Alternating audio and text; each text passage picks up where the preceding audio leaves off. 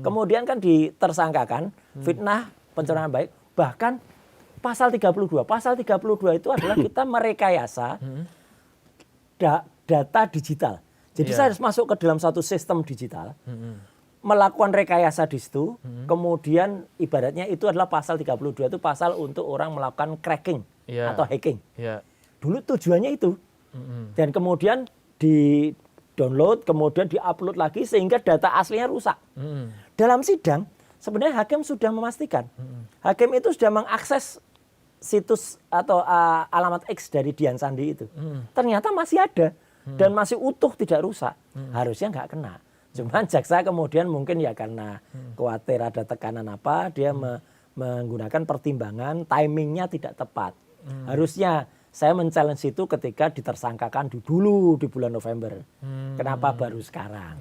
Ya sudah, kalau timingnya nggak tepat nanti kita cari alasan yang lain. Karena yang namanya pra-peradilan itu Mas, boleh kita ajukan lagi asal menggunakan subjek atau alasan yang berbeda.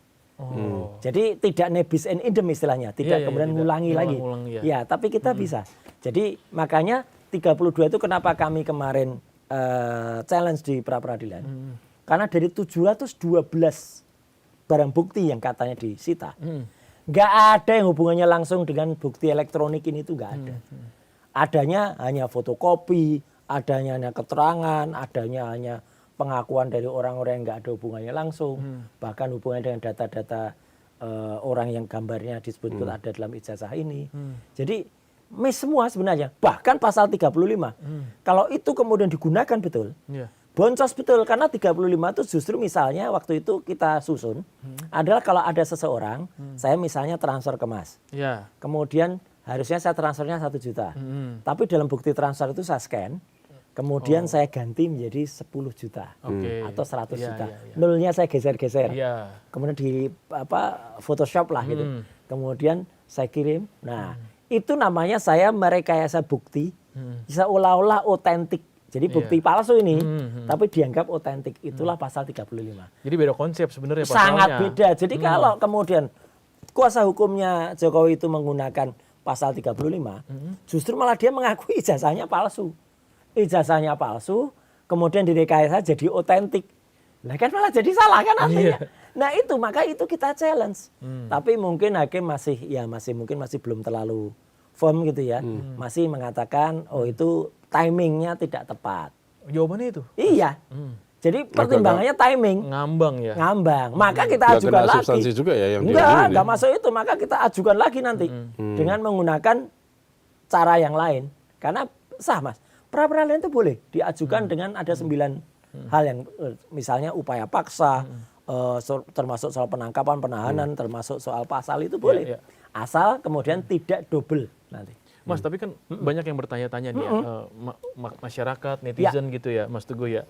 Ini Mas Roy ini pra-peradilan berkali-kali terus-terusan aja terus gitu. Apa ini menunda-nunda sebenarnya untuk sidang yang kesannya tuh jadi yang paling utamanya kan ini kan perkara gitu perkaranya kan. Nah, sementara kan masyarakat ini sebenarnya Mas nih pengen tahu sebenarnya nih ijazah ini bakal keluar nggak sih di pengadilan? Nah. Ini jawabannya menarik. Ada 2 hal yang harus saya jawab.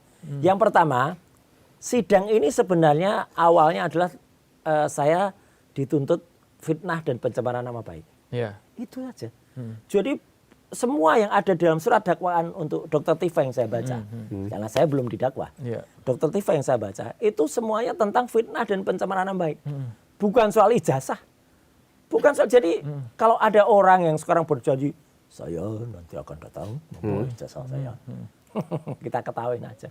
Gimana bisa datang membawa ijazahnya? Wong ijazahnya saya sudah disita kok. Jadi dia kan nggak mungkin bawa ijazahnya. Itu kata-kata itu aja udah bohong. Ya. Yang kedua adalah lucu Mas, dalam barang bukti yang ada Mas, saya kemarin sempat melihat ada legalisasi yang baru yang saya belum sempat dapat filenya karena itu masih jadi barang bukti. Di sini tertulisnya adalah bulan Agustus tahun 2025 dengan cap dari dekan yang baru sekarang, dekan Sigit Sunarta. Nah katanya ijazahnya ini, kalau ini dikatakan ijazahnya, itu sudah disita di Polda Metro pada bulan Juli, tepatnya tanggal 23 Juli. Kok bisa ada legalisasi yang bertanggal Agustus 2025? Ini kapan legalisasinya? Atau digunakan untuk apa? Artinya apa? Ini ada satu modus yang mungkin nanti, dan sekarang saya kira teman-teman sudah banyak analis yang juga mengatakan ijazah asli nggak akan keluar. Karena nanti hanya akan digunakan legalisasi itu aja. Mungkin nanti ada cerita ijazah entah hilang, entah apalah. Atau ada yang menarik lagi, orangnya pun belum tentu hadir. Karena sudah mulai muncul ada keterangan nanti kan bisa digunakan Zoom. Iya. Ya, karena kita kan sempat tidak tuh berpikir ya, itu. ada. Karena tidak mungkin dia datang 2 kali kan. Waktunya belum tentu sama antara saya dan Dr. Tifa kan. Mungkin Dr. Tifa jalan duluan, saya belakangan. Atau bisa kebalik. Karena Dr. Tifa yang menarik juga melakukan prapit dan bukannya pra peradilan yang pertama. Sekarang mulai mengajukan pra peradilan yang kedua. Jadi bisa jadi nanti bisa saya duluan atau Dr. Tifa duluan. Dan dia kan harus datang 2 kali kalau mau fair. Tapi kalau mungkin dia nggak mau datang 2 kali, yang satunya Zoom. Atau kalau dia sama sekali nggak datang, itu yang kemudian akan jadi persoalan. Yang menarik lagi Mas, ini biar juga diketahui oleh semua pemirsa To The Point. Dalam dakwaannya Dr. Tifa, kita juga baru tahu bahwa di situ pertama kali katanya orang yang melihat atau melaporkan ijazah itu bukan Jokowi langsung. Tapi orang namanya waktu itu masih Kompol, sekarang sudah jadi AKBP Syarif, ADC-nya Jokowi.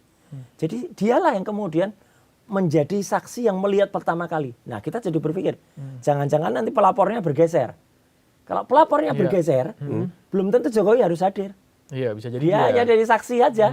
Pelapornya orang lain. Nah, jadi banyak sekali trik-trik yang kemudian dilihat di situ. Maka saya jawab yang pertama, belum tentu makanya itu akan menguji ijazah. Karena kalau penguji ijazah, apakah cukup seorang hakim di pokok perkara itu kemudian hanya melihat begitu saja? Pengujiannya pakai oleh siapa?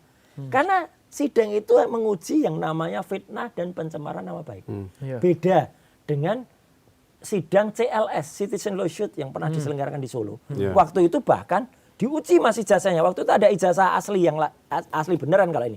Ini milik Pak almarhum Bambang Rudiarto. Ini ijazahnya. Di sini jelas betul perbedaan antara ijazah yang asli dengan ijazah yang abal-abal ini. Kalau ijazah asli, ini di sini watermarknya jelas betul nih. Watermark Universitas Gadjah Mada, Universitas Gadjah Mada. Ini ada emboss, kelihatan banget nih emboss. Ini nggak ada semua. Ini ijazahnya di bawah, yang asli waktu itu. Ini kan scan-nya. Ijazahnya di bawah. Itu diuji. Tapi apa yang terjadi? Jokowi juga nggak datang. Padahal sidang CLS itu hanya beberapa kilo aja berapa meter lah dari rumahnya. Itu. Kemudian ada petun, ya petunnya di NO, artinya tidak bisa diteruskan. Gugatan ke UGM tidak berjalan. Terus orang lapor ke Bareskrim, dilaporkan sahabat-sahabat saya, ada Pak Rizal Fadilah, ada Mas Rustam, ada Pak Heru dari UI Watch ya.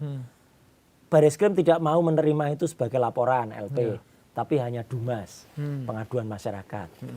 Kalau mau uji ijazah, harusnya laporan tentang ijazah palsu. Bukan laporan soal fitnah pencemaran nama baik. Kalau laporan ijazah palsu, nanti yang diuji ijazahnya yang palsu. Bahkan nanti dengan alat bukti yang lain. Misalnya ini. Ini adalah contoh apa yang saya periksa waktu itu.